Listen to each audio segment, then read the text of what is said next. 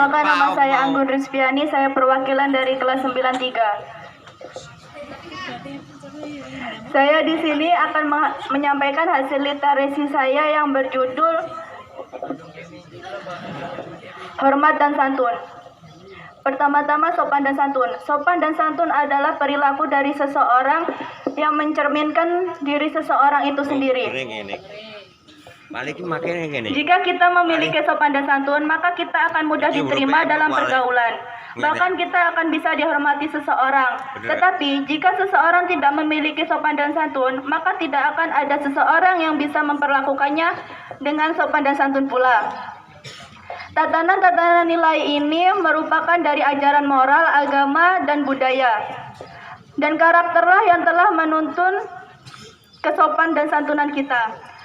Pengertian dari karakter sendiri ialah kebajikan akhlak dan moral seseorang yang telah terpatrikan di dalam diri seseorang untuk melandasi pemikiran, tingkah, dan perilakunya.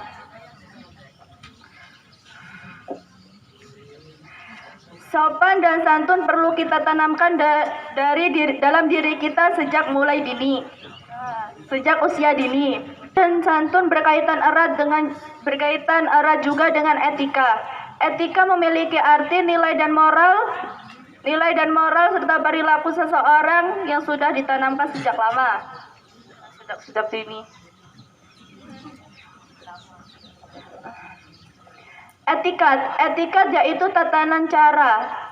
Kalau etika tidak berkaitan, tidak terpengaruh oleh kehadiran orang lain, sedangkan etikat adalah tata cara yang berkaitan erat dengan kehadiran seseorang. Sekian hasil literasi yang dapat saya sampaikan. Saya akhiri. Wassalamualaikum warahmatullahi wabarakatuh. Perkenalkan, nama saya Tiara Intan Ramadhani dari kelas 92. Di sini saya akan menyampaikan sebagian dari hasil literasi saya dari buku yang berjudul Alat Musik Tradisional karya Titi Oktia M. Alat musik perkusi. Perkusi adalah alat musik yang teknik permainannya dipukul, baik menggunakan tangan maupun alat. Beberapa alat musik yang tergolong perkusi adalah gamelan, rebana, kolintang, talempong, tifa, dan lain sebagainya. 1. Gamelan. Gamelan merupakan alat musik yang teknik permainannya dipukul menggunakan palu. Gamelan berasal dari kata gamel yang berarti palu dalam bahasa Jawa.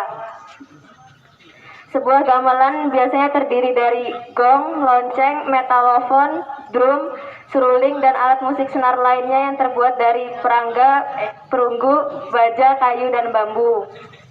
Bisa juga terdiri dari penyanyi-penyanyi. Musik gamelan bisa dimainkan sendiri sebagai konser musikal, namun juga bisa dimainkan untuk mengiringi pertunjukan tari-tarian, wayang, upacara ritual, dan pesta rakyat. Gamelan yang populer adalah gamelan Jawa dan Bali. Gamelan yang terdapat di Yogyakarta disebut gamelan Jawa. Gamelan Jawa memiliki bentuk yang berbeda dari gamelan Bali dan Sunda. Gamelan Jawa memiliki nada yang slow dan lembut, sedangkan gamelan Bali memiliki nada yang rancak, dan gamelan Sunda memiliki nada yang mendayu-dayu dan didominasikan suara seruling. Perbedaan itu wajar karena Jawa memiliki pandangan hidup yang berbeda dan diterapkan dalam irama musik gamelannya. Sekian dari saya. Wassalamualaikum warahmatullahi wabarakatuh.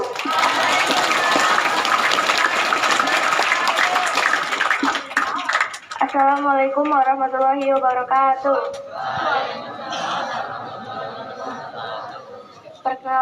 Perkenalkan, nama saya Imelda Dwi Anggraini dari kelas 91. Saya di sini ingin berliterasi yang berjudul Cinta Abadi Laila Majnun. Pada suatu masa di Arabia, ada seorang badu yang bernama Said Omri. Setelah penantian cukup lama, akhirnya ia memiliki seorang anak laki-laki yang bernama Kais.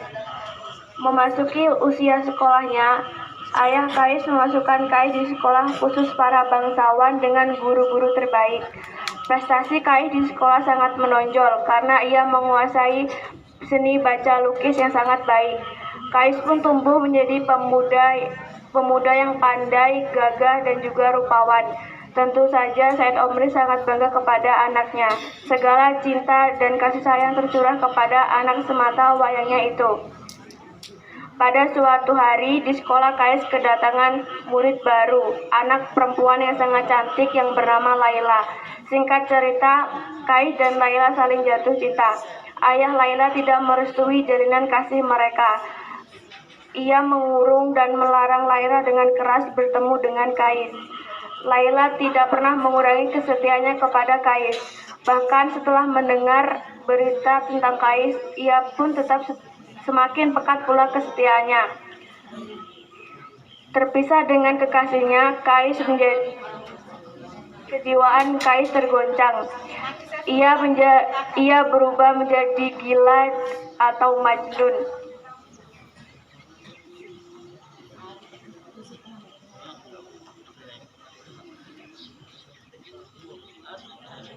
Cintanya kepada Laila membuat kejiwaan Kais